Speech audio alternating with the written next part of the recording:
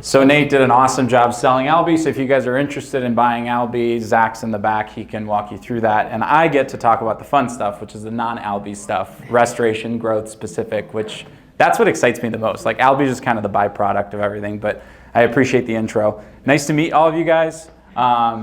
Before I dive in, I also want to thank you, Nate. This is awesome. It's rooms like these that really move the restoration industry forward.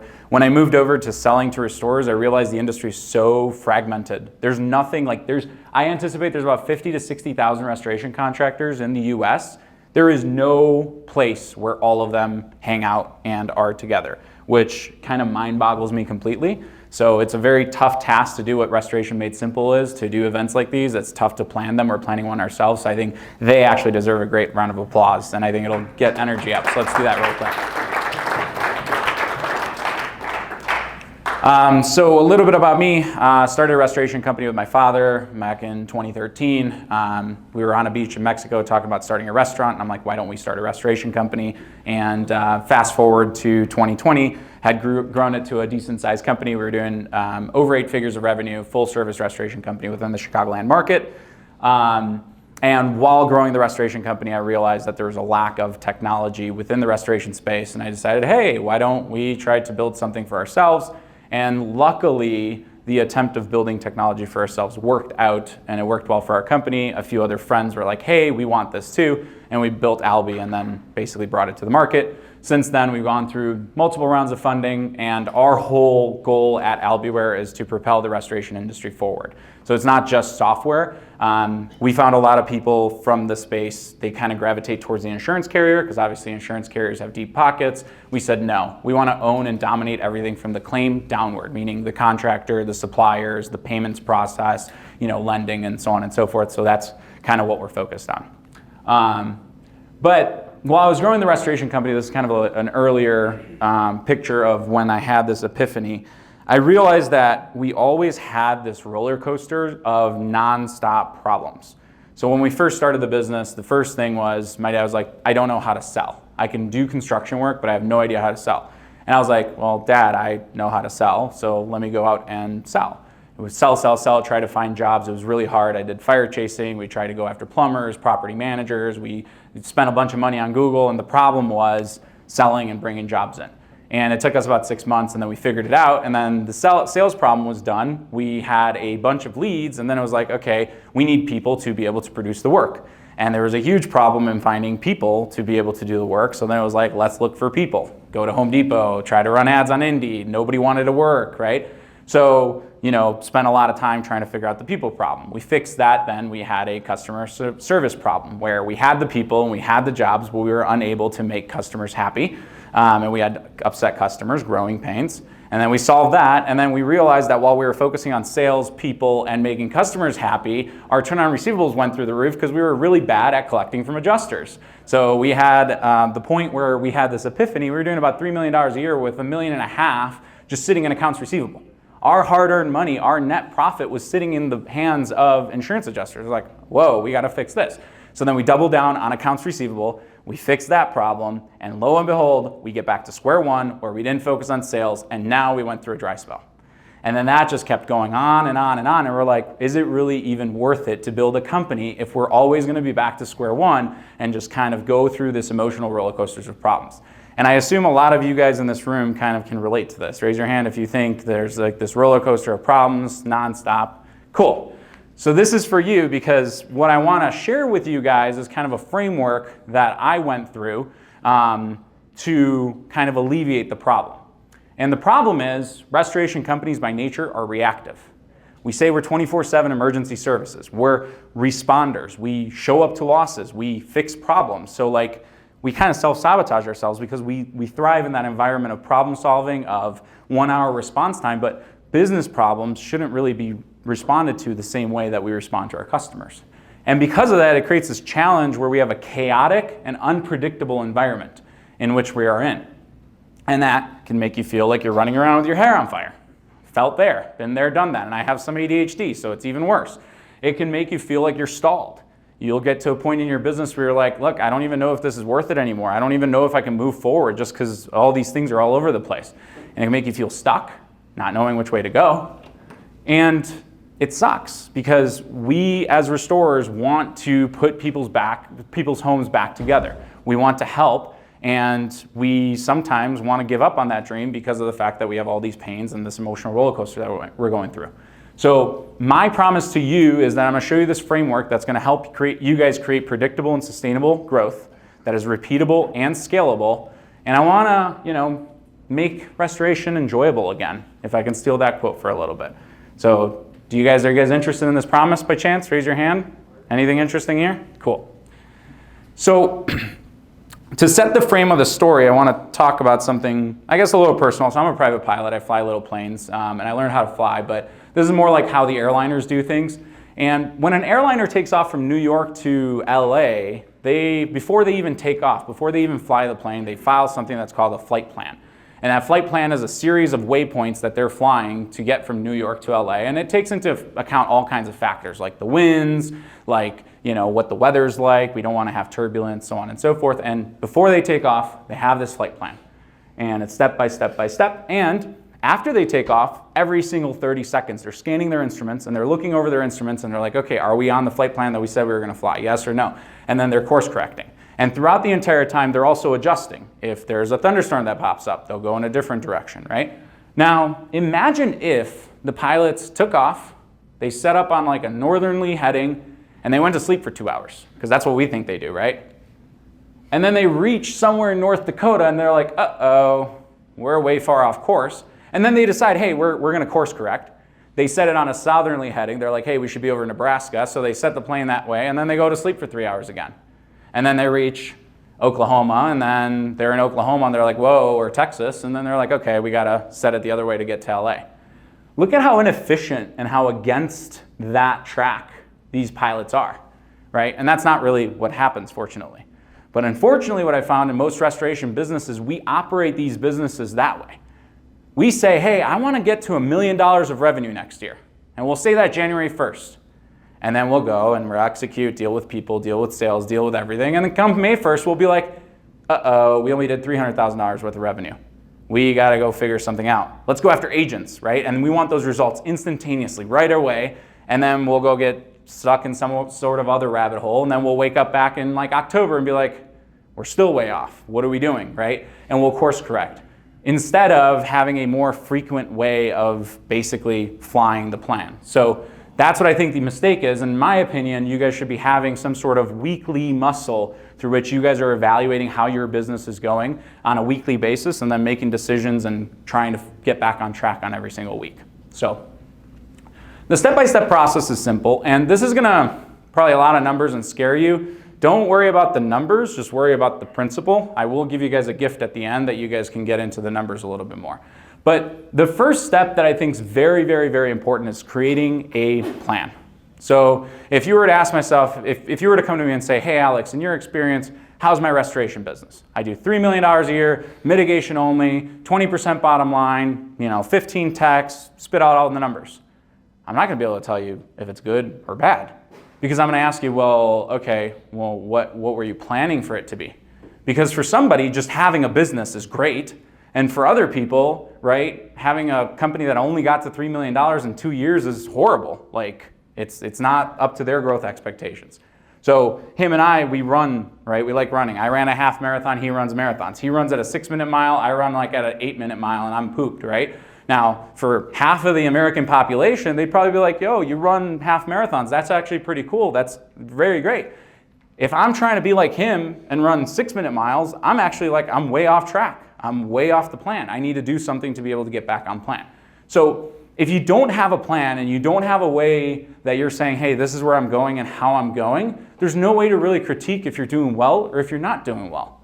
And the majority of you guys, I would argue, you guys don't have a very detailed plan. You guys have a vision, which is great. I want to grow this big company that I'm going to sell one day, or I'm going to leave family legacy, but you don't have a yearly plan with concrete milestones broken down into monthly goals like this plan shows here, broken down into how much we expect to spend on each department, broken down to how much money do we expect to make every single month. And this is an excerpt from a plan that I did with a new franchisee of a local franchise down in Phoenix. He is one of my coaching clients, and he has the goal of getting to $2 million of mitigation-only work in his first year, and he's been crushing his monthly goals up to this point. And this is what we did. We said, hey, what should income look like on a monthly level every single month? What should cost of goods sold? And all these assumptions, I'll show you guys in a sec how we got to them. But we put together the goals of, hey, this is the plan. When we did the income goals, we set a goal of, okay, here's where we want to go that month. So let's say January 2024, that's $83,000 worth of work that specific month. And then we made assumptions of, okay, how many jobs does that mean? And based on previous data, we knew that, hey, that's about 17 jobs at our average job size. And then we looked at our closing rate, and we're like, okay, how many leads do we have to get in the door in order to do those 17 jobs to get our $83,000 that month? And we made an assumption of a marketing budget. And we said, okay, how are we going to get those leads? So we have the marketer, the route marketer, the online marketing, and the lead sources are our 3 ways that we're going to get work. So then we said, okay, how much work is acceptable for that route marketer to bring in? How much work can we expect from 33-mile radius or Thumbtack to bring in? How much work can we expect from our Google My Business pages to bring in?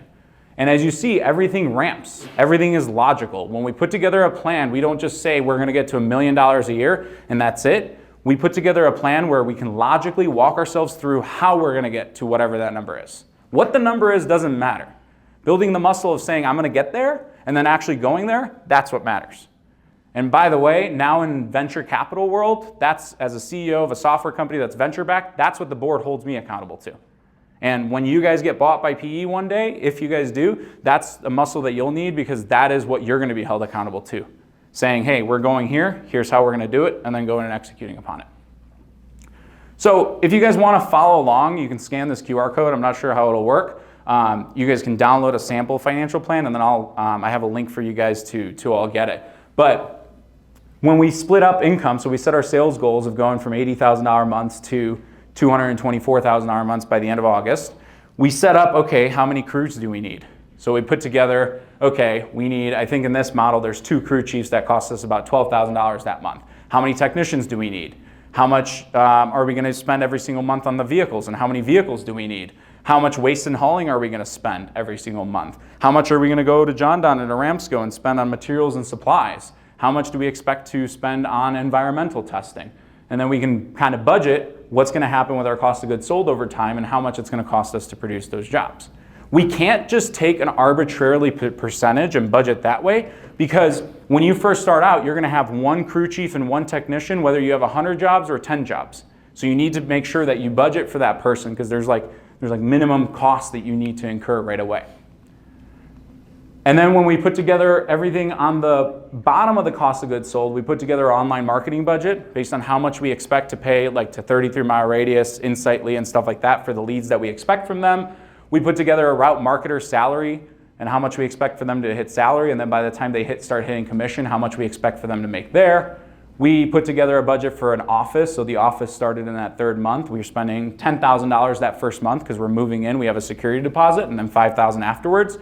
We put together a budget for a project manager. Notice, I think in here, it does not scale up. It's just 1 project manager, office supplies, insurance. We even budgeted the owner's salary. And in our model, we can say the owner's not going to make any money until here because we just can't afford it.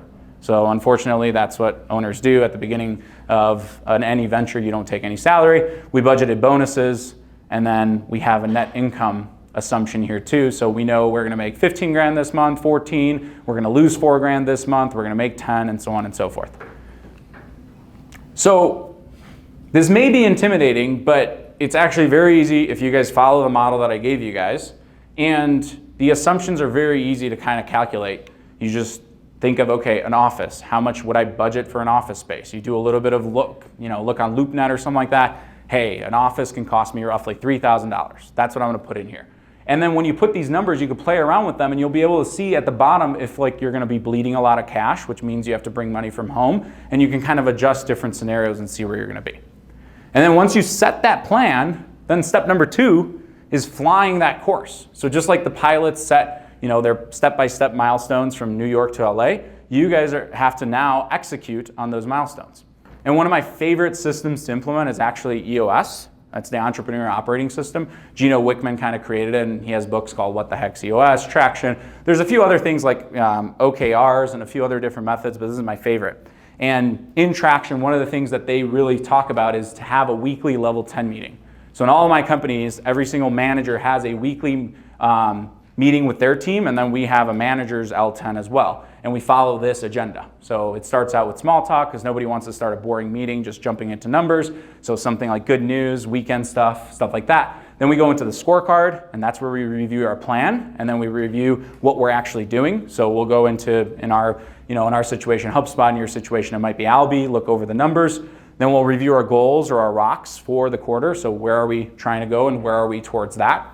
Customer employee headlines for 5 minutes. That's just basically what employees are doing really well. To-do lists, and then we'll go into IDS. And this is the magical time where you can identify, discuss, and solve issues that are holding you back from going on your plan. So every single week, you're looking over the numbers and you're saying we're on track or off track, and you're able to adjust your plan and make sure that that dream or that plan actually becomes a reality. So an example, today is November 13th. We had a sales goal of $90,000 put on our plan this month. We said, hey, this month we're gonna bring in $90,000 worth of work.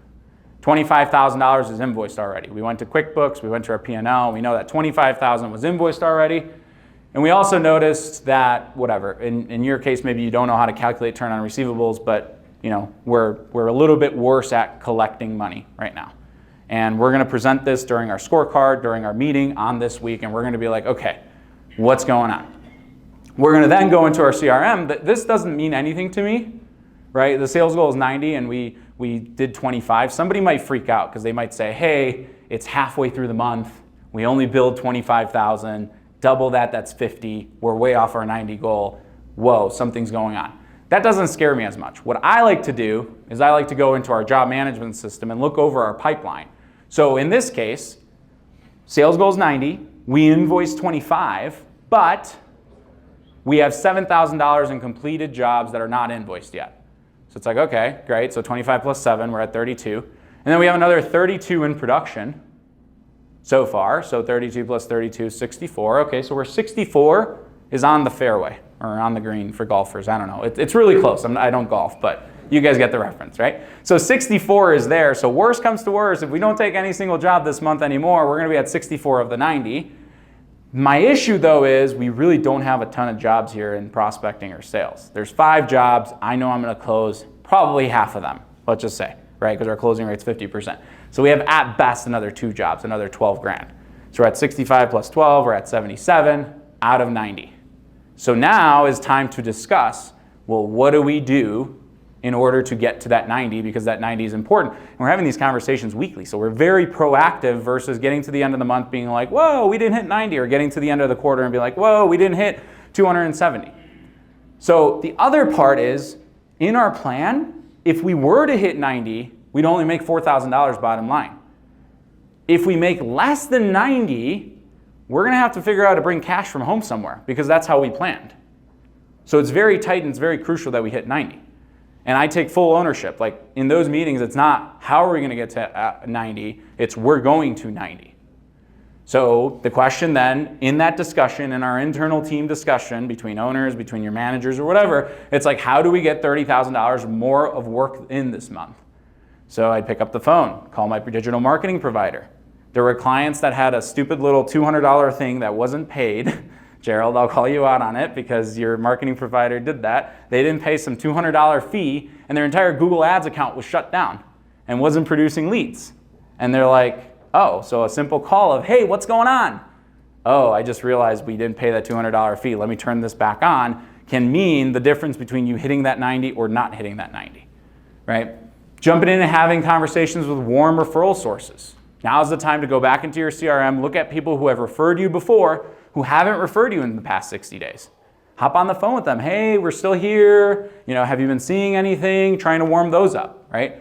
Look for other lead sources that are quick and perhaps we haven't tapped into yet. If you're not using Thumbtack, for example, it's a great source for a lot of people across the country. It's really quick and easy to get onto Thumbtack, and it can, be that difference between those 4 to 5 extra jobs. Then the question is, how do we get money in the door faster? The other thing we're talking about at this meeting every single week is, okay, we got to do something to collect faster, because there's no point to run a giant restoration company if you're cash flow negative, right? You're then just using your monies in the insurance hands and they're making interest off of it and you're sitting there not even being able to pay yourself a salary. So let's get more serious with following up with adjusters and managers, calling their supervisors, right? If we're calling every 5 days, let's try to call every 2 to 3 days. And then the number one reason I feel like restorers don't get paid in time is it takes them a long time to invoice. At our restoration company, it was 48 hours was the absolute latest from when a job was done to when the invoice is out to the insurance company. If you're sitting there for 2 to 3 weeks, that's just time that invoice is sitting. Nobody knows that they owe you any money. So what ends up happening is you end up creating this culture where you're not sitting and flying all the way up above North Dakota like in the previous model, and then realizing there's an issue, and then reacting, and then drastically changing. You might not be perfect. You might not be perfectly on the plan, but at least even with your small ups and downs, you're somewhat tracking that plan, right? Because every single week you're adjusting, every single week you're laser focused on that plan, every single week you're making decisions to make sure that plan comes to life. And again, it's a lot better than this situation. So the third thing is, okay, what do you do afterwards, right? The third step is actually revisiting that plan quarterly. And your first plan is probably not going to be the best because you haven't planned before. You'll probably put some sort of hairy and audacious goal and you probably won't hit it, and that's fine. You want to go back and every single quarter review that plan and see if things are changing. So are the assumptions we've made accurate, right? Is a technician really costing us $25 an hour, or has the market changed and now a technician costs us $30 an hour, right? That's an assumption we need to change in our plan. Can 33-mile radius really give us 3 leads per month like we had hoped for? Or have they shut down like they kind of shut down in a few markets and they're not really bringing us anything? Do we need to go find a different source to actually bring that in, right? So those assumptions can change. And then are there any changes in market conditions? Are mold jobs just not selling for whatever reason, right? Is there a new mandate on something insurance-wise where insurance carriers are no longer covering something specifically? And the big thing is, like, if we're not executing to plan, it's like, what's holding us from executing to that plan? What is really that bottleneck and how can we break through it?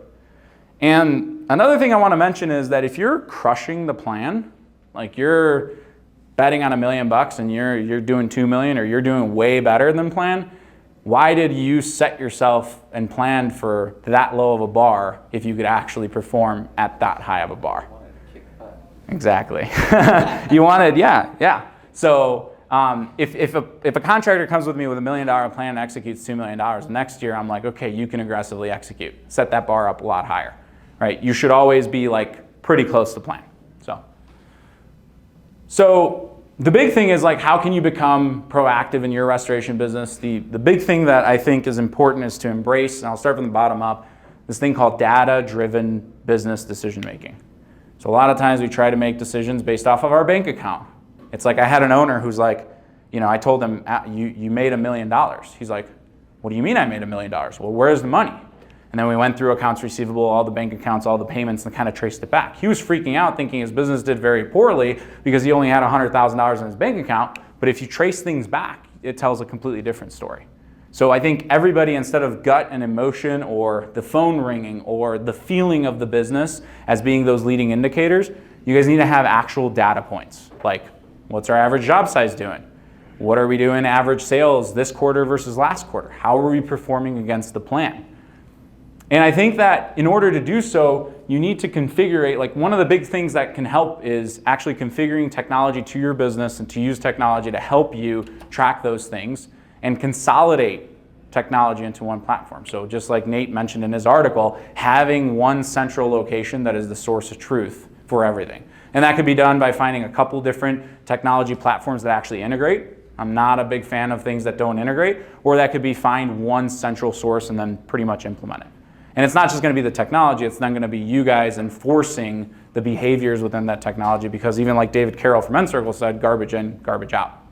And I do have a special gift for all of you guys if you guys want to scan this code. I'm actually writing a book for the industry. I saw that there's a lot of self-help books, a lot of Wall Street Journal bestsellers out within the industry, outside of the industry, but not a lot within the industry, if any. I don't think there's a business self-help book. And it takes a lot of time, effort, and capital to actually publish a book. And unfortunately, A lot of people think book sales are like the way to get rich. They're actually not, right? They're very unattractive from a just monetary standpoint. But I wanted to shine my light and bring something out in the industry. So I spent the past year building this book, and I'm super excited to kind of share that with everybody. It's going to be launching at the end of January. So if you scan that QR code, for all of you, you guys will get a free copy of my book and early access to our launch. We're going to do a launch team. There's going to be more speakers and stuff like that there. And then discounted tickets to Evolve. Everybody in this room will get the same discount as Albi customers get, which I think is about 50% off. So yeah, that's kind of that. And then lastly, I love doing stuff like this. I love, quote unquote, shining my light, pouring into others. I've changed my life a lot around from being in rooms like these, from listening to other people kind of share their stories. I'm not the person who I was 4 years ago due to that. And I feel like it's my obligation to like pour back into the world, and I do it mainly through social. So I invest very heavily time and energy into this. There's no monetization there either. It's just, 75 Hard impacted me. I want you guys to go on 75 Hard too, so that way you guys can get impacted. So follow me on whatever social media you guys like, and feel free to DM me with questions, comments, or concerns. So that's it. Awesome.